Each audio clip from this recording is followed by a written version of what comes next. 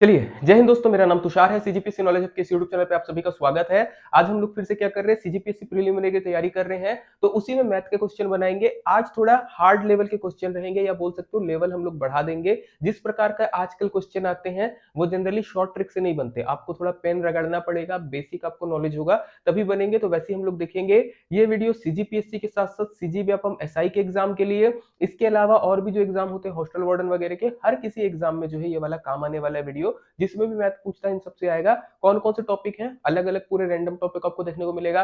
Time and distance के question होंगे, train के होंगे, स्ट्रीम के होंगे, इसके अलावा और कुछ नंबर से रिलेटेड क्वेश्चन होंगे। आपका ये सारे बनाने हैं, ध्यान से देखते जाइएगा, आराम से बनते जाएगा क्वेश्चन। आप लोगों के आज हेल्प के लिए हम लोगों ने क्या किया है, जैसे आप लोग बोल रहे थे कि हिंदी और इंग्लिश में लिख लीजिएगा सर क्वेश्चन दोनों लैंग्वेज में, तो हिंदी और इंग्लिश में छपा रहेगा क्वेश्चन। साथ ही साथ ध्यान रखिएगा क्वेश्चन इंग्लिश में ओरिजिनल था, इसका ट्रांसलेशन किया गया है, तो यदि कहीं पर एरर होगा तो इंग्लिश को वरीयता दे दीजिएगा।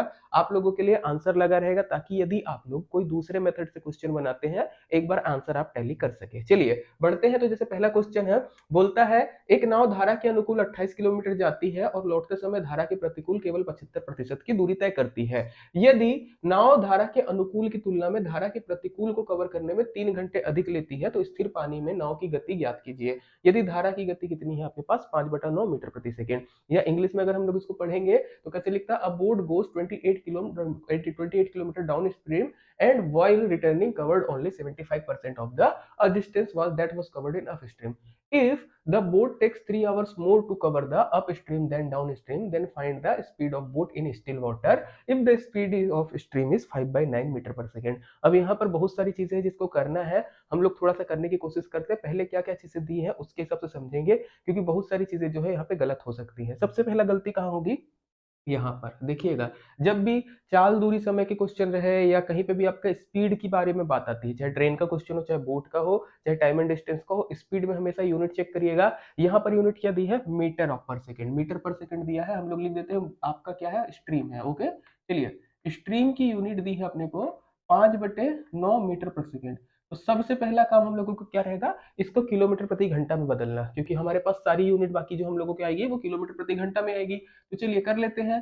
कैसे करते हैं किलोमीटर प्रति घंटा में बदलने के लिए, तो पता होगा 18/5 से गुणा करना है ना, ये शॉर्ट में हो जाता है। अदरवाइज आप 3600/1000 से कर सकते हो, मिलता तो उतना ही है। अगर इसको निकालेंगे कितना मिलेगा, धारा की गति हम लोगों को 2 किलोमीटर प्रति घंटा। चलिए यहाँ तक कोई भी दिक्कत नहीं होनी चाहिए। मेन आते हैं यहाँ पर, हम लोग सॉल्व करने के लिए एक डायग्राम बना लेते हैं जिससे समझ में आएगा। ओके, धारा की गति मिल गई है, धारा हमेशा नीचे की तरफ जाएगी 2 किलोमीटर प्रति घंटा।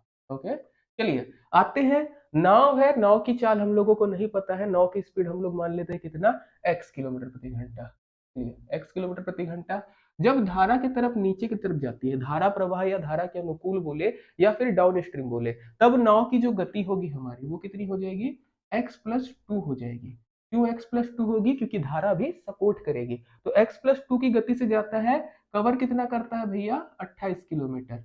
और हम लोग मान लेते समय कितना लगा इसको, t1 लगा। यहाँ पर हमारी नाव पहुंच गई। अब वापस वो जाता है, कितना जा रहा है, 28 किलोमीटर पूरा नहीं जा रहा है। प्रश्न में ध्यान से पढ़िएगा, बोलता है 75% दैट ऑफ डाउन स्ट्रीम। मतलब क्या है, आपका जो आपका 75% मतलब नीचे आने में अगर 28 किलोमीटर गया है, तो ऊपर जाने में आपका कितना करता है, 28 किलोमीटर का बस 75%। तो 28 किलोमीटर का 75% आप निकालिएगा कॉपी में, कितना मिलेगा, 21 किलोमीटर। 3/4 होता है, आराम से निकल जाएगा। 21 किलोमीटर की डिस्टेंस कवर करता है। अब इसमें धारा या नाव की चाल क्या होगी, जो हम लोग बोलेंगे एक तरीके से रिलेटिव वेलोसिटी, वो कितनी हो जाएगी। तो अब यहाँ पे देखिएगा, नाव तो ऊपर जा रही है, धारा उसको रोक रही है, x-2 हो जाएगा, और टाइम हमारा कितना हो जाएगा, t2। ओके चलिए अब यहीं पे ध्यान दीजिएगा, बोलता क्या है, ऊपर जाने में जितना समय लगता है, नीचे आने में जितना समय लगता है, दोनों का अंतर 3 घंटा है। मतलब ऊपर जाने में जितना समय लगा वो नीचे जाने में लगे समय से 3 घंटा ज्यादा है। मीनिंग आपका क्या है, T2 माइनस T1 आपका दिया है कितना, 3 घंटा। T2 माइनस T1 की वैल्यू क्या दी है, 3 घंटे दी है। अब यहीं से पूरा खेल करना है, टाइम, समय, समय बराबर क्या होता है, तो समय के लिए फॉर्मूला हमारे पास होता है दूरी बटा चाल। ओके, तो डिस्टेंस अपॉन स्पीड लिख देते हैं, speed is equal to distance upon time होता है। तो समय बराबर दूरी बटे चाल, या time is equal to distance by speed हो जाएगा। यहाँ पर बस ध्यान दीजिएगा, जब पहले बार हम लोग T2 रखते हैं तो डिस्टेंस कितना है, 21 किलोमीटर है, चाल कितनी है, x-2 है। ऐसी जब T1 की बात करते हैं, 28 किलोमीटर है, चाल क्या है x+2 है, और दोनों का अंतर, समय अंतर कितना था आपका 3 घंटा था। यहाँ पर लिखा होगा देखिएगा 3 आवर मोर, है ना, 3 घंटा अधिक लेता है। इसी को सॉल्व करना रहेगा, कैसे कर लेते हैं, एलसीएम लेके फट से x+2 माइनस 28 x-2 बटे यहाँ पर क्या हो जाएगा, यहाँ पर हो जाएगा x² माइनस 4 = 3। ये कैसे आया, a² माइनस b² से आया। सॉल्व कर लेते थोड़ा सा और आगे, क्या हो जाएगा 21x प्लस 21 दूनी 42 माइनस 28x और माइनस माइनस हो जाएगा तो 28 दूनी 56 बराबर 3x² माइनस 12। चलिए कर लेते, देखिए 21x 28x है, माइनस 7x हो जाएगा, प्लस यहाँ पर करते हैं 6 2 8 5 4 9 बराबर 3x² माइनस 12। पक्षांतर कर देंगे, क्या हो जाएगा 3x² यहाँ पे ले लीजिएगा माइनस 7x, 3x² माइनस नहीं प्लस हो जाएगा, पक्षांतर करेंगे तो प्लस 7x माइनस का 110, 3x² प्लस 7x माइनस 110 बराबर हम लोगों को कितना मिलेगा, शून्य मिलेगा। ये इक्वेशन आपको सॉल्व करना है और आपका जो है आंसर आ जाएगा। अब देखिएगा जब भी यहाँ पर क्वाड्रेटिक इक्वेशन फंसती है इस प्रकार के, दो आंसर हो सकते हैं, एक धनात्मक में आएगा एक ऋणात्मक में आएगा। वो भी कैसे पता चलता है, चिन्ह को देखिएगा, अगर दोनों पॉजिटिव निगेटिव आ रहे हैं, एक पॉजिटिव एक निगेटिव मतलब एक वैल्यू धनात्मक है एक वैल्यू ऋणात्मक है। अब चाल हमारी कभी भी क्या ऋणात्मक नहीं हो सकती, धनात्मक होगी तो धनात्मक रखेंगे। अब यहाँ पे सॉल्व करेंगे टाइम लगेगा, तब यहाँ पे हिट एंड ट्राई लगाइएगा। आप x की वैल्यू रखना शुरू करिएगा, जिसके लिए इक्वेशन की वैल्यू 0 हो जाए वो हमारा आंसर होगा। जैसे भी इसमें 5 आ रहा है, x बराबर 5 रखते देखते हैं हमारी वैल्यू आती है कि नहीं। तो 3 इंटू 5 का स्क्वायर कर देंगे 25 प्लस 7 इंटू कितना हो जाएगा 5 माइनस 110 बराबर शून्य मिलना चाहिए। देखिएगा 25 थी 75 प्लस 7 पन्ना 35 माइनस 110 इज इक्वल टू कितना मिलेगा 0। कर लीजिएगा 5 5 10 7 3 9 1 10 7 3 10 11 110 माइनस 110 इज इक्वल टू 0, बिल्कुल करेक्ट आंसर है। कई बार बच्चे इस चीज को सॉल्व करते हैं, जब बेसिक आसानी से सॉल्व हो जाता है तब तो दिक्कत नहीं है, बट जब सॉल्व नहीं होता है तब यहाँ पर आके क्वेश्चन छूट जाता है। तो यहाँ पर आके अगर आप कभी फंस रहे हो, क्वेश्चन छोड़िएगा मत, ऑप्शन में जाइएगा, x का वैल्यू रखना शुरू करिएगा 8 2 5 4 3, किसी एक वैल्यू के लिए ही आपका जो है आंसर फिक्स होगा, मतलब जो 0 मिलेगा। इक्वेशन जिस प्रकार से सेट होती है, अगर नहीं मिलता मतलब या तो आपने कहीं पे अप्रोच गलत लगाई है या फिर कोई और दिक्कत है, अदरवाइज आपका किसी एक में लग जाएगा और जिसमें लगेगा वही हम लोगों का आंसर होगा। चलिए नेक्स्ट क्वेश्चन क्या बोलता है, a man travels 370 kilometre partly by train and partly by car, if he covers 250 kilometre by train and rest by car, it takes 4 hour him, है ना, it takes him 4 hour, but when he travels 130 kilometre by train and rest is by car, he takes 18 minute longer, find the speed of train. क्या बोल रहा है, एक व्यक्ति है जो 370 किलोमीटर की यात्रा ट्रेन से और बाकी आंशिक रूप से कार से करता है। यदि वह ट्रेन से 250 किलोमीटर की दूरी तय करता है और शेष कार से करता है तो उसको 4 घंटे लगते हैं। लेकिन यदि वह ट्रेन से 130 किलोमीटर की यात्रा और शेष कार से करता है तो उसे 18 मिनट अधिक लगते हैं। ट्रेन की गति ज्ञात करिए। फिर से इसमें वही होगा, क्वाड्रेटिक इक्वेशन आपको बनेगा ही बनेगा या हो सकता है ना बने, बट कहीं ना कहीं हम लोग फंसने वाले हैं। जो नॉर्मली चीजें समझ जाइएगा, ये टाइम एंड डिस्टेंस का क्वेश्चन है जिसमें हम लोगों को एक चीज पता रहती है, क्या, चाल। चाल बराबर क्या होता है, दूरी बटा समय, ये चीज हम लोगों को पता है। या फिर हम लोग ले लेते हैं फॉर्मूला समय के लिए, समय बराबर क्या हो जाएगा, दूरी बटा चाल, ये ध्यान रखिएगा। चलिए, आपको ट्रेन की चाल नहीं दिया है ना ही कार की चाल दिया है, तो इन दोनों को हम लोग मान लेते हैं। कैसे मानेंगे, तो ट्रेन की चाल को मैं मान लेता हूँ टी किलोमीटर पर आवर, ताकि दिक्कत ना हो, आप एक्स भी मान सकते हैं, कोई दिक्कत नहीं है। ऐसी कार की चाल के लिए हम लोग बोल देते हैं सी किलोमीटर पर आवर। ये टी और सी इसलिए लिख रहे हैं ताकि आपको कंफ्यूजन ना हो कि टी फॉर क्या था और सी फॉर क्या था। ओके, चलिए आते हैं 350 किलोमीटर की दूरी में। पहला केस क्या बोलता है, 370 किलोमीटर की दूरी में 250 किलोमीटर ट्रेन से तय करता है और बाकी कार से करता है। तो पहला केस, ओके, हम लोगों को समय ही निकालना है, समय बराबर दूरी बटे चाल। अब वो 370 किलोमीटर की दूरी जो ट्रेन से तय करेगा और कार से तय करेगा उसका योग ही तो 4 किलोमीटर होगा, 4 घंटा होगा। ओके, तो 250 किलोमीटर अगर वो ट्रेन से करता है तो इसके लिए समय कितना हो जाएगा, दूरी बटे चाल। 250 किलोमीटर की दूरी बकायदा ट्रेन की चाल, ये जोड़ेगा, प्लस रिमेनिंग कितना हो जाएगा, तो 370 में से 250 घटा दीजिएगा, कितना होगा 120 किलोमीटर की दूरी बटे कार। ये हम लोगों को कितना मिलेगा, 4 घंटा। समझ जाइएगा, पहले देख लीजिए जोड़ आता है बराबर की नहीं, 0 0 5 2 7 2 1 3, 370 किलोमीटर था, 250 किलोमीटर ट्रेन से चला तो उसमें समय कितना लगा होगा, दूरी बटे चाल, ऐसी कार से 120 किलोमीटर दूरी बटे चाल, टोटल कितना होता? 4 घंटा। ओके, चलिए दूसरी चीज की बात करते हैं। दूसरा केस क्या बोलता है हम लोगों के पास, जब वो 130 किलोमीटर की यात्रा ट्रेन से करता है तब समय कितना लगेगा? 130 बटे टी प्लस, अब रिमेनिंग दूरी कितनी बची है कार के लिए वो निकाल लीजिएगा।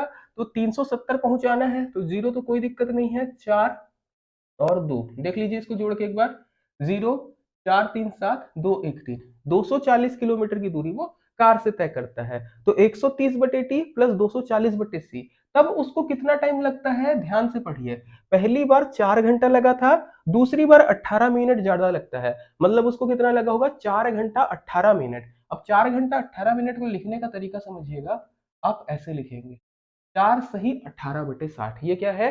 ये घंटे हैं, 18 मिनट 60 सेकेंड। ओके, तो ये 4 सही 18 बटे 60 इस तरीके से लिख सकते हैं मिक्स फ्रैक्शन में। इसको थोड़ा सा सॉल्व कर लेते हैं, किससे कट जाएगा? 3 से कट जाएगा, 3 छंग 18, या 6 से कट जाएगा, 6 से कट देते हैं, 6 तिक 18, 6 दम 60, 4 सही 3 बटे 10 लिख सकते हैं इसको घंटे में, या 43 बटे 10। ओके, 43 बटे 10 घंटे लगे। ये हम लोगों ने क्या किया है? समय को बांट दिया है। जो 4 घंटा 18 मिनट है, इसको यदि मैं फ्रैक्शन में लिखूंगा तो 43/10 घंटा आएगा। एक बार फिर भी चेक कर लेंगे, 18/10 था, 6 तिक 18, 6 दम 60, यहाँ पर 4 सही 3/10 बचता, 10 चौको 40, 3 43/10, बिल्कुल ठीक है। ये हमारा हुआ समीकरण नंबर 1 और ये हुआ समीकरण नंबर 2। आपको क्या करना है, किसकी चाल पूछा है वो देख लीजिएगा। Find the speed of train, train की चाल पूछा है, आपको टी वाली वैल्यू को बचाना है और कार वाली वैल्यू को घटाना है। दोनों समीकरण में देखिएगा, जो कार वाली वैल्यू इसको मैच कर दीजिए, यहाँ पर 240 है, यहाँ पर 120 है। समीकरण नंबर 1 में आप 2 का गुणा कर दीजिए। ओके, तो 500 बटे टी प्लस 240 बटे सी बराबर कितना हो जाएगा? 80, नहीं सॉरी 4 हो जाएगा, है ना, 4 था, 4 दूनी 8 हो जाएगा। ओके, क्या किए हम लोग? 2 का गुणा किए हैं, 8, 240, 500। अब इन दोनों को आप माइनस कर दीजिए, माइनस माइनस माइनस क्या होगा? ये कट जाएगा, बचेगा 130 बटा टी माइनस 500 बटा टी बराबर इधर बचेगा 43/10 माइनस 8। यहाँ पे यदि आप करते हैं सॉल्यूशन, देख लेते कितना आएगा, तो टी कॉमन हो जाएगा, 130 माइनस 500, और इधर की बात करेंगे तो इधर हो जाएगा 43 माइनस 80/10। ओके, चलिए हम लोग क्या करते हैं, टी की वैल्यू चाहिए, टी को पक्षांतर कर देते हैं, बाकी चीजें पक्षांतर कर देते हैं, देख लेते हैं क्या आंसर आ जाएगा। पहले घटा लेते हैं, माइनस माइनस का आने वाला है तो वो प्लस कर देंगे, क्योंकि इधर भी निगेटिव होगा, इधर भी निगेटिव का, देखिए इधर बड़ी वैल्यू है, इधर भी बड़ी वैल्यू है, माइनस माइनस सब ऑटोमेटिक कैंसिल आउट हो जाएगा। चलिए कर लेते हैं, 0 10 में से 3 ये अपने पास बचेगा 7, और 4 में से 1 गया 3, 370 यहाँ पे बच रहा है। 43 माइनस 80 हमारे पास जो होता है वो भी 37 होता है, इंटू 10 बराबर टी, तो 37 कट जाएगा, टी की वैल्यू हमारे पास कितनी आएगी? 100 किलोमीटर प्रति घंटा। करेक्ट आंसर कितना आएगा ट्रेन के लिए? 100 किलोमीटर प्रति घंटा। सिमिलर अगर आपको कार की वैल्यू चाहिए, कोई भी एक इक्वेशन में आप टी का वैल्यू रख दीजिएगा, आपका आंसर आ जाएगा। चलिए नेक्स्ट क्वेश्चन की तरफ आते हैं। क्या बोलता है, Amar can do a work in 24 days, Bhushan is 20% more efficient than Amar. If Chetan can do work in 10 more days than Bhushan, find the number of days taken by Amar and Chetan together to complete the work. Okay, क्या बोल रहा है, इसका meaning समझिएगा थोड़ा सा। अमर जो है किसी काम को, अमर जो किसी काम को 24 दिन में कर सकता है, भूषण जो है अमर से 20% अधिक कुशल है, भूषण 20% तेज काम करता है। यदि चेतन उस कार्य को भूषण से 10 अधिक दिन में करता है, तो अमर और चेतन द्वारा कार्य को पूरा करने में कितने दिन लगेंगे, ये आपको बताना है। तो चलिए करते हैं। सबसे पहले अमर हम लोगों के पास दिया है। ओके, अमर कितने दिन में करता है जी? अमर करता है 24 दिन में। ओके, अमर 24 दिन में करता है। क्या बोलता है, भूषण 20% ज्यादा एफिशिएंट है, तो भूषण कितने दिन में करेगा? यहाँ पे समझिएगा, अमर यदि उस कार्य को 20 दिन में करता है, तो भूषण करेगा उस कार्य को 24/120 इंटू 100 दिन में। क्यों ऐसा होगा? कम दिन में करेगा। अगर आप ज्यादा एफिशिएंट हो तो आप कम दिन में काम करोगे, है ना। और कितना? तो जितना परसेंट ज्यादा बोला है उतना परसेंट आप नीचे में जोड़ोगे, जैसे 100 + 20 इंटू 100, इसको कर दीजिएगा, कितना हो जाता है, तो एक बार काउंट काट दीजिएगा, 12 × 1 = 12, 12 × 2 = 24। भूषण जो है हमारा कार्य करेगा 20 दिन में। ओके, अमर 24 दिन में करता है, भूषण 20 दिन में करेगा। फिर नेक्स्ट आती है बात किसकी? नेक्स्ट बात आती है हमारी चेतन की। चेतन के बारे में क्या बोलता है, वो भूषण से 10 दिन ज्यादा लेता है। देखिए चेतन उस कार्य को भूषण से 10 दिन अधिक में करता है। तो आपका चेतन को कितना लगेगा? अगर भूषण हमारा 20 दिन में करता है तो चेतन कितने दिन में करेगा जी? 30 दिन में। अब बात क्या होती है, बोलता है यदि अमर और चेतन कार्य को पूरा करने के लिए बैठते तो कार्य कितने दिन में होगा? तो अमर और चेतन मतलब अमर प्लस चेतन हम लोगों को निकालना है। अमर के एक दिन का काम कितना होगा? 1/24। चेतन के एक दिन का काम कितना होगा? 1/30। इसी का आपको निकाल के कार्य करना है। जो भी आएगा इनके एक दिन का काम है, पलट देंगे अपना आंसर आ जाएगा। टाइम एंड वर्क का बेसिक चीजें हो गई है, कोई भी दिक्कत नहीं होगी। एलसीएम लेना तो आप ले सकते हो 24 और 30 का, जल्दी से उसको भी देख लेते हैं। 24 को हम लोग कैसे लिख सकते हैं? तीनों अट्ठे 24, तो तीनों अट्ठे 24 लिख दिए। और 30 को क्या लिख सकते हैं? 30 को हम लोग लिख सकते हैं 2 तिया 6, 6 पंचे 30। तो एलसीएम हम लोगों के पास कितना आ जाएगा? 24 पंचे 120। ओके, एलसीएम हम लोगों के पास कितना आएगा? 120। यहाँ पे लिख देते हैं 120, यहाँ पर हो जाएगा 5, यहाँ पर हो जाएगा 4, कुछ इस प्रकार से। या फिर इसको लिख सकते हैं 9/120। उनके द्वारा एक दिन का किया गया काम कितना रहेगा? 9/120। तो कितना दिन लगेगा समय उनको? 120/9 दिन। अब इसको सॉल्व कर लीजिएगा, मेरे ख्याल से आपका जो है आंसर 120/9 में आ जाएगा। 3 से भाग दे के देख लेते हैं। 3 चौको 12, 3 शून्य शून्य, 3 तिया 9, 40/3 दिन। या फिर इसको ऐसे भी बोल सकते हैं, भाग देने का अगर आपको मन होगा ऐसे आगे बढ़ जाइएगा। 3 एकम 3, इसके बाद आपका कितना हो जाएगा? एक बचेगा 13, 13 तिया 39 होता है ना, 13 सही 1/3 दिन। तो ये हम लोगों का करेक्ट आंसर हो जाएगा कितना? 13 सही 1/3 दिन। चलिए नेक्स्ट क्वेश्चन की तरफ बढ़ते हैं हम लोग। नेक्स्ट क्वेश्चन हमारे पास आता है, if the length of a rectangle is decrease by 6 centimetre, we get a square and the area of square is formed is 252 centimetre less than the area of square formed when the breadth is original breadth of original rectangle is increased by 6 centimetre, find the perimeter. ये बहुत खतरनाक question है, ध्यान से बनाते हैं। क्या है? एक आयत की लंबाई यदि 6 सेंटीमीटर कम हो जाती है तो हमें एक वर्ग मिलता है। ओके, चलिए। और बने वर्ग का क्षेत्रफल मूल आयत की चौड़ाई से 6 सेंटीमीटर की वृद्धि होने पर बने वर्ग के क्षेत्रफल से 252 वर्ग सेंटीमीटर कम होता है। आयत का परिमाप बताइए। थोड़ा सा ऐसे हो सकता है, कॉन्टेक्स्ट से बाहर लगना होगा, ध्यान से देखिएगा। एक आयत है हमारा, आयत की कोई लंबाई होगी, कोई चौड़ाई होगी। हम लोग क्या बोलते थे? लंबाई एल है, चौड़ाई बी है। पहला स्टेटमेंट क्या बोलता है? आयत की लंबाई 6 सेंटीमीटर कम हो जाती है तो वो एक क्या बन जाता है? आपका वर्ग बन जाता है। मतलब आपको चौड़ाई को तो उतना ही रखना है, L-6 करते हैं और ये हमारा b है, तो ये क्या है? वर्ग बनता है। अब वर्ग की खास बात क्या होती है? लंबाई चौड़ाई एक बराबर होती है, मतलब सभी भुजा एक बराबर होती है। तो ये भी कितना होगा? L-6 होगा। या फिर आप बोल सकते हो जो चौड़ाई b है वो L-6 के बराबर होगी। ओके, तो इसका क्षेत्रफल हमारे पास कितना हो जाएगा? L-6 का होल स्क्वायर। ये हमारा हो गया पहला क्षेत्रफल। दूसरी कंडीशन में क्या बोलता है? चौड़ाई को 6 सेंटीमीटर बढ़ाया, लंबाई उतनी ही रखा है। ध्यान से देखिएगा, चौड़ाई को 6 सेंटीमीटर बढ़ाया, b+6 कुछ इस प्रकार से, तो भी एक वर्ग बनता है। तो b+6 की वैल्यू भी कितनी होगी? l होगी। ओके, अब जो गलती होगी, कहां पर गलती होगी? अगर आप L-6 मान लेते हैं, दूसरे बार आप ले लेते हैं b+6 और दोनों का अंतर निकालते हैं, b+6 का होल स्क्वायर और L-6 का whole square is equal to 252, फंस जाएंगे। यहां पर या तो आपको L-6 बराबर b लेना पड़ेगा और दूसरी बार आपको l लेना पड़ेगा, या फिर आप क्या कर सकते हो? b+6 को आप l मानो, किसी एक वैल्यू को ही लेके चलना है। जैसे देखिएगा, ये वाले का क्षेत्रफल यदि मुझको निकालना है तो मैं क्या बोल सकता हूँ? b+6 ये भी हो जाएगा, है ना? तो दो तरीके से इसको मैं लिख सकता हूँ, या तो क्षेत्रफल लिख दू b+6 का होल स्क्वायर, जो कि बराबर किसके होगा? एल स्क्वायर के। ऐसा क्यों हो रहा है? क्योंकि जो b+6 है वो l के बराबर है। ध्यान से करिएगा, तो पहले वाले जो दूसरे वाले आयत का अपना क्षेत्रफल हो गया वर्ग का, वो एल स्क्वायर हो गया। पहले वाले का कितना था? L-6। या तो आपको l के फॉर्म में लेना है या तो b के फॉर्म में, नहीं तो फंस जाएंगे। ओके, तो इसी के बारे में दिया है। क्या बोलता है? अगर दूसरे वाले में जब हम चौड़ाई में 6% मतलब 6 सेंटीमीटर की वृद्धि करते हैं तो जो क्षेत्रफल मिलता है, जो पहले वाले निकाले थे इससे 252 सेंटीमीटर ज्यादा है। ये वाला बड़ा है, ये वाला कम है। तो कैसे लिख सकते हैं? एल स्क्वायर माइनस L-6 का whole square is equal to 252। यदि कहीं पे समझ में नहीं आएगा आप लोग कमेंट करके पूछिएगा, मैं एग्जांपल आपको और क्लियर कर दूंगा इसको प्यार से। चलिए आते हैं, एल स्क्वायर माइनस हम लोग यहाँ पे लिख देंगे L square minus 6×2 = 12L plus 36 बराबर हम लोग को कितना मिलेगा? 252। इसको सॉल्व कर दीजिएगा, एल स्क्वायर माइनस क्या हो जाएगा, L square plus 12l minus 36 is equal to 252।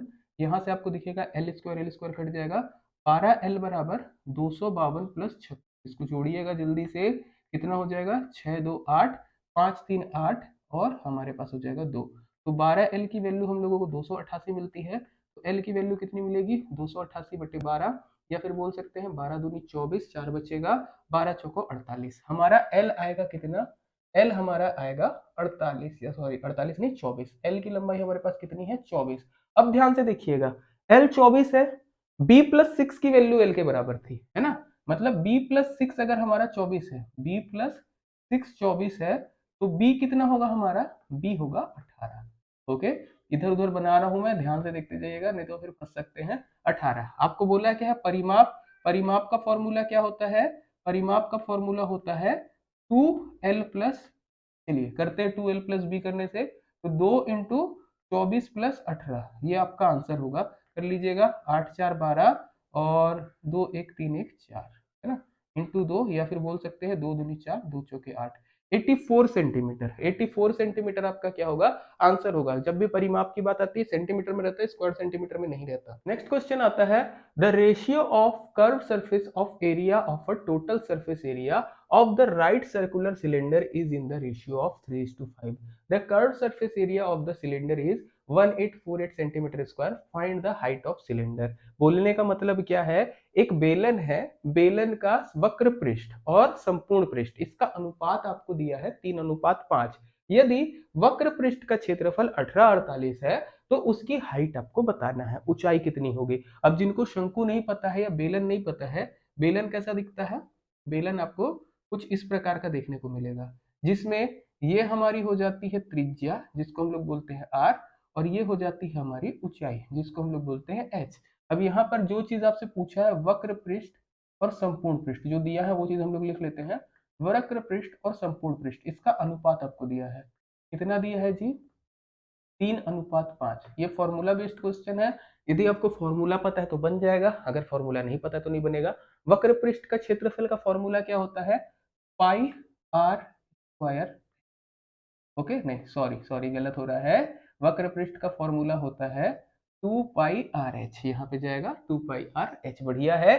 चलिए ऐसे संपूर्ण पृष्ठ का क्षेत्रफल हमारा फॉर्मूला क्या होता है, इसका फॉर्मूला होता है 2πr h प्लस, याद रखिएगा, अगर फॉर्मूले में कहीं गड़बड़ हुई तो फिर आंसर नहीं आएगा, तो एकदम ध्यान से फॉर्मूला, इसको याद करने का ट्रिक होता है, हम लोगों ने दिया है, मतलब निकालने का ट्रिक होता है, किस प्रकार से निकलता है आप आकृति देख के निकाल सकते हैं। आते हैं, इसी को मैं थोड़ा इस प्रकार से लिख सकता हूँ, क्या बताइएगा, 2πr h बटे 2πr h प्लस r, क्या ये बराबर है हमारा 3/5 के, बिल्कुल है। यहाँ पर देखिएगा 2πr कट जाता है, क्या मिलता है, h upon h plus r is equal to 3/5। अब देखिए अगर h 3 है तो यहाँ पर भी h 3 होगा, तो r कितना मिलेगा, r हम लोगों को मिलेगा 2।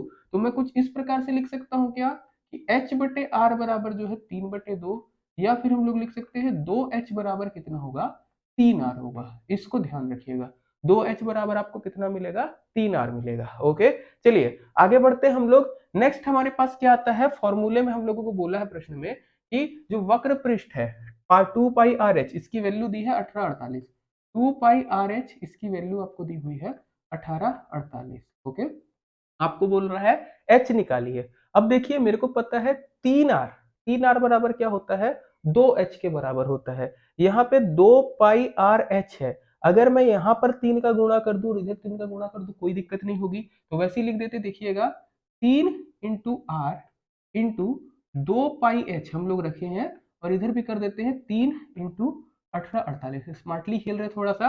ये 3r, इस 3r को मैं किसके बराबर लिख सकता हूँ, 2h के, इंटू फिर से यहाँ पे ले लीजिएगा 2h इंटू पाई बराबर 3 इंटू 1848। चलिए आगे बढ़ते हैं, यहाँ पर अगर आप देखोगे h स्क्वायर, इसकी वैल्यू कितनी मिलती है आपको, 3 इंटू 1848 बटे ले जाते हैं हम लोग वैल्यू को, यहाँ पर हो जाएगा 4 और नीचे आएगा पाई, तो पाई की वैल्यू कितनी हो जाएगी, 22/7। इसी को सॉल्व करना है, हम लोगों का अल्टीमेटली आंसर आ जाएगा। फिर भी एक बार हम लोग और चीजों को सॉल्व कर लेते हैं टाइम लेके आराम से।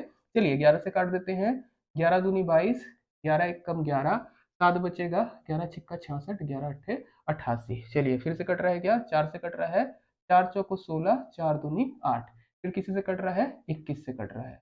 चलिए क्या हो जाएगा, एक्स एच स्क्वायर बराबर हम लोगों के पास आता है 3 इंटू 21 इंटू 7, या फिर इसको लिख सकते हैं 3 इंटू 21 को लिख दीजिए 3 इंटू 7 इंटू 7। एच स्क्वायर की वैल्यू आपके पास आती है 3 इंटू 7 तो एच की वैल्यू कितनी आएगी, 3 इंटू 7 के बराबर, मतलब 21। वैल्यू क्या हो जाएगी हमारी एच की वैल्यू हमारी हो जाएगी 21 है। बोलता है 25 इंटू 25 की घात 6.5 इंटू 25 की घात 12.25 बराबर 25 की घात 21 माइनस कितना। ओके लिख देते हैं 25 की घात 6.5 इंटू 25 की घात 12.25 बराबर 25 की घातांक 21 माइनस कितना। एकदम इजी है, घातांक बरा आधार बराबर हो तो घातांक जुड़ जाते हैं, मतलब 25 की घात कितना हो जाएगा 6.5 प्लस 12.25, इसी को जोड़ दीजिएगा कितना हो जाएगा 25 की घात 18.75, यही होगा बराबर 25 की घातांक क्या बोलता है 21 माइनस कितना। तो इस तरीके से लिख सकते हैं 21 माइनस एक्स मान लेंगे, तो 21 माइनस एक्स बराबर 18.75, तो एक्स की वैल्यू कितनी आएगी 21 माइनस 18.75, ये आपका होगा। ऊपर नीचे कर लीजिएगा, घटाओ के टाइम पे 10 में से 5 गया 5, 9 में से 7 गया 2, और 10 में से 8 गया 2, 2.25 हमारा आंसर है, बिल्कुल करेक्ट आंसर है। चलिए नेक्स्ट क्वेश्चन हमारा क्या बोलता है, A B C subscribe ₹50,000 for a business, A subscribe ₹400 more than B and B ₹500 more than C, out of total profit ₹35,000 A receives. Okay, आपको बताना है कितना मिलता है। क्या कह रहा है प्रश्न में, कोई बिजनेस है जिसमें ए बी सी ने कुल 50,000 रुपए लगाए हैं। अब इसमें क्या है, जो ए है वो बी से 4,000 रुपए ज्यादा निवेश करता है, सिमिलरली बी जो है सी से 5,000 रुपए ज्यादा निवेश करता है। आपको क्या बताना है, यदि टोटल प्रॉफिट 35,000 का हुआ है तो ए को कितना मिला है। इजी है, बन जाएगा। सबसे पहले मान लेते हैं सी को कितना मिला, पहले अगर हम लोग लिखना चाहें तो कैसे लिख सकते हैं, ए जो है बी से 4,000 ज्यादा। ओके, मतलब मैं ऐसे लिख सकता हूं A is equal to B plus 4,000, है ना। सिमिलरली बी जो है सी से 5,000 ज्यादा, तो बी बराबर सी प्लस 5,000, या फिर मैं ए को ऐसे लिख सकता हूँ कि बताइएगा ए बराबर सी प्लस 9,000, होगा, बिल्कुल होगा। और मान लेते हैं सी को कितना मिला रुपए, सी मिला। अब ये तीनों का योग है, तीनों कितना लगा रहे हैं 50,000, मतलब ए प्लस बी प्लस सी, इन्होंने कितना पैसा लगाया है 50,000 रुपए लगाया, इन्वेस्ट करा है। तो ए की वैल्यू में लिख देता हूँ सी प्लस 9,000, बी की वैल्यू सी प्लस 5,000, और सी की वैल्यू सी, तो कितना मिलता है 50,000। चलिए 3C प्लस 14,000 बराबर कितना होता है 50,000, या फिर सी की वैल्यू अगर हम लोग निकालेंगे तो 50,000 माइनस 14,000 बट्टे कितना हो जाएगा 3, वैल्यू बताइएगा जल्दी से कितना हो जाएगा 36,000 बट्टे 3, मतलब सी ने लगाए हैं 12,000 रुपए, सी ने 12,000 रुपए लगाए हैं, तो बी कितना लगाएगा 12 5 17,000 रुपए, और ए कितना लगाएगा 17 4 21,000 रुपए। तो इनका अनुपात कितना होगा 21,000 अनुपात 17,000 अनुपात आपका कितना हो जाएगा 12,000। ये क्या है, ए अनुपात बी अनुपात सी, इनके द्वारा लगाया गया पैसा। पहले यहाँ पे जोड़ लीजिएगा, टोटल ओवरऑल आपका 50 होता है या नहीं होता है, अदरवाइज कहीं गलत हो सकता है। 7 2 9 1 10, 2 2 4 1 5, ठीक है। ए बी सी का अगर मैं अनुपात निकालू कितना हो जाएगा 21 अनुपात 17 अनुपात 12, मतलब यदि ए 21 रुपए लगाता है तो बी 17 रुपए लगाएगा और सी 12 रुपए लगाएगा। प्रॉफिट भी इन लोग इसी अनुपात में लेंगे। प्रॉफिट कितना हुआ है 35,000 रुपए, 35,000 रुपए में ए का हिस्सा कितना होगा, तो ए का हिस्सा होगा 21 भाग कितने का, टोटल अनुपात जितने हैं, मतलब 21 प्लस 17 प्लस 5, इसी को करना है आपको, आपका काम बन जाएगा। 21 17 12 कितना हो जाएगा 50 होगा, देखिएगा 7 2 9 1 10, बिल्कुल ठीक है। 2 1 3 1 4 1 5 लिख सकते हैं हम लोग 35,000 बटे 50 इंटू 21, ये आपको मिलने वाला है।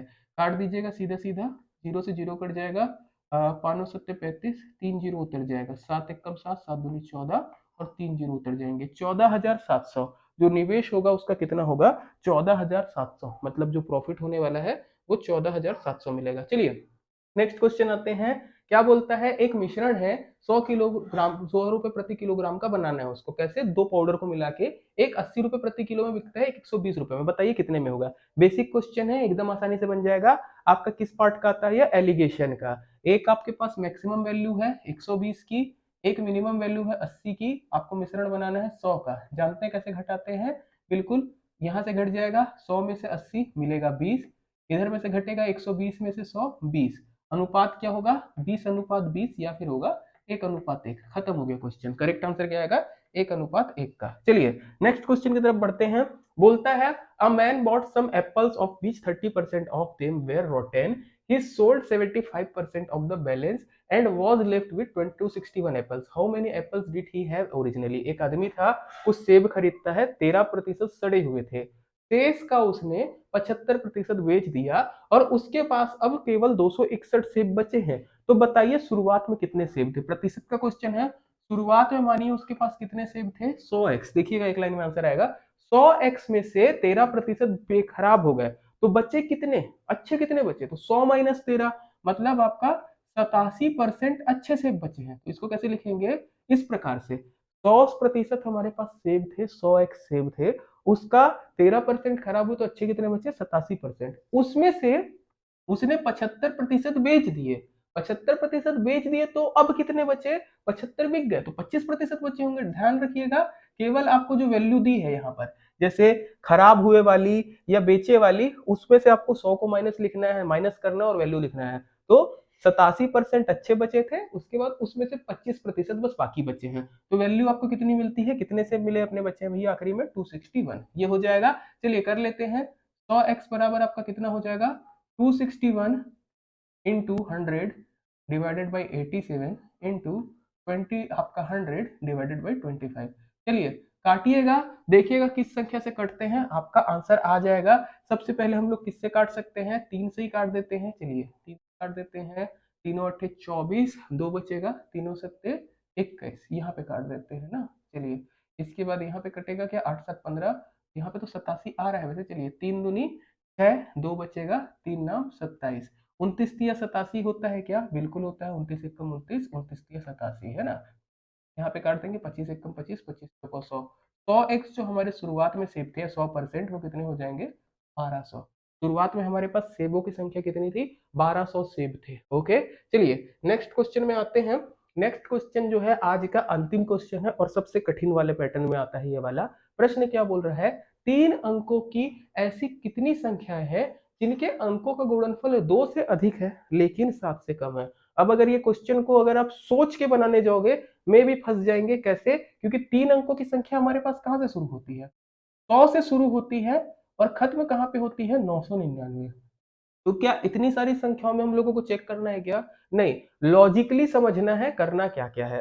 तो 2 से अधिक होना चाहिए गुणनफल और 7 से कम होना चाहिए, मतलब हमारे पास गुणनफल कितना होना चाहिए, 3 हो सकता है, 4 हो सकता है, 5 हो सकता है, या 6 हो सकता है। अब यही चीज की संभावना देखेंगे कि 3 अंकों की संख्या में 3 कैसे कैसे मिल सकता है, 4 कैसे कैसे मिल सकता है, 5 कैसे कैसे मिल सकता है और 6 कैसे कैसे मिल सकता है। ओके, मैंने इसके लिए ज्यादा आप लोगों के लिए वो ना हो, मैंने इसका कुछ प्रॉपर सॉल्यूशन सॉल्व किए थे, वो मैं आपको दे देता हूं ताकि थोड़ा आसानी हो जाए, है ना।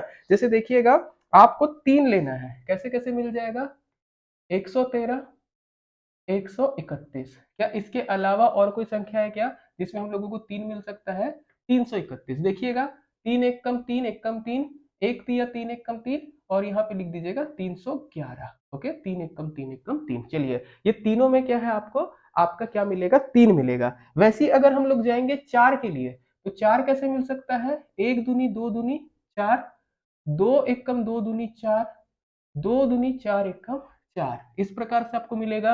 इसके अलावा कहीं ऐसा तो नहीं है, कोई गलती से 220 मत बोल दीजिएगा, क्योंकि 2 दूनी 4, उसके बाद जीरो करेंगे तो जीरो हो जाएगा। ओके, चलिए ऐसे ही अगर हम लोग जाते हैं 5 के लिए, तो 5 के लिए हम लोगों के पास क्या आ सकता है, 1 पंचे 5 एक कम 5, एक एक कम एक, एक पंचे 5, या 5 एक कम 5 एक कम 5, कुछ इस प्रकार से दिखेगा। आते हैं 6 के लिए, 6 के लिए हम लोगों के पास संभावनाएं ज्यादा रहेंगी, क्यों, क्योंकि 6 को देखिएगा किस प्रकार से लिख सकते हैं हम लोग, 2 इंटू 3, है ना। ऐसे ही 4 के लिए भी हमारा बच्चा है, अभी 4 के लिए हम लोग क्या करे थे, 2 से लिखे थे, ऐसी 4 इंटू एक भी हो सकता है। तो 4 इंटू एक में क्या क्या मिल जाएगा देखिएगा, एक एक कम एक, चौको चार, एक चौको चार एक कम चार, चार एक कम चार एक कम, इस प्रकार से दिख जाएगा। चलिए 6 के लिए आते हैं, तो 6 को 2 इंटू तीन पहले बना देते, देखिएगा एक दूनी दो तिया 6, ओके, दो एक कम दो तिया 6, इसके अलावा दो तिया 6 एक कम 6। इसके बाद अगर बात करेंगे फिर से बनाने की, तो तीन एक कम तीन, तीन दूनी 6, तीन दूनी 6 एक कम 6। इसके अलावा हमारे पास हो जाएगा और ऑप्शन है हमारे पास, इसमें वैसे 6 संभावनाएं बननी चाहिए, भी 3 2 5 बनी है, एक छठवा होगा, अ, एक तिया तीन, तीन दूनी 6। चलिए ये हो गए। ऐसी अगर बात करते हैं हम लोग 6 से बनाने की, तो एक एक कम एक छिक्का 6, एक छः एक, छः एक एक। ऐसे लग रहा होगा कि क्या कर रहे हैं, बट संभावनाएं ऐसी ही गेस करनी है आपको, इसके अलावा और कोई ऑप्शन नहीं है। इसके बाद यदि आप गिनते हैं, अभी आपको कितना दिख रहा है, तीन, तीन छः, तीन नौ, इसके अलावा तीन बारह, तीन पंद्रह, इसके बाद तीन अठारह, तीन इक्कीस, ये टोटल 21 संभावनाएं हैं, जो 3 अंकों की संख्या है, जिनका गुणनफल यदि आप करोगे तो वो 2 से ज्यादा मिलेगा और इसके बाद 7 से कम मिलेगा। तो सॉल्यूशन आपको कुछ इसी प्रकार से करना है, अदरवाइज अगर आप हर एक संख्या का निकालने जाएंगे गड़बड़ होगा। गलती से कई बार आप ऐसे कर सकते हो कि ऐसे मान के चलिए बोलोगे सर एक जीरो तीन, तीन एक कम तीन, ये भी तो गुणनफल दे रहा है तीन, पर नहीं है, क्यों? क्योंकि अंकों में जब आप जीरो करोगे तो जीरो हो जाएगा। तो यहां पर ध्यान रखिएगा, संख्या 21 है पॉसिबल। तो इतने क्वेश्चन थे आज के हमारे। अगर वीडियो पसंद आई होगी तो लाइक कर दीजिएगा, शेयर कर दीजिएगा अपने सभी दोस्तों के साथ। इस तरह के क्वेश्चन उनको भेजिए और चेक करिए क्या उनका आंसर सही आता है या नहीं आता है। ये सारे क्वेश्चन अगर आप प्रैक्टिस करते हो और आपके आंसर सही आते हैं, आप में भी आगे चल के आपका कॉम्पिटिशन में बहुत अच्छे स्कोर होंगे। इतना था, धन्यवाद, जय हिंद।